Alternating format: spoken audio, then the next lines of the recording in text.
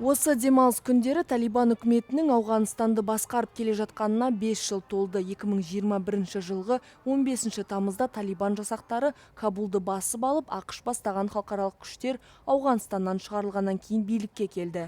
Арада 5 жыл өткен соң Талибанды қолдаушылар бұл күнді көшелерге шығып атап өтті. Ал үкіметті сынаушылар күнделікті өмірдің барлық саласында шектеулердің күшейгенін айыптап отыр. Әйелдер қоғамдық өмірден іс жүзінде шеттетілді. 2021 жылғы тамызда Талибан билікке келгеннен бері үкімет енгізген шаралардан ең көп зардап шегіп отырғандар да әйелдер.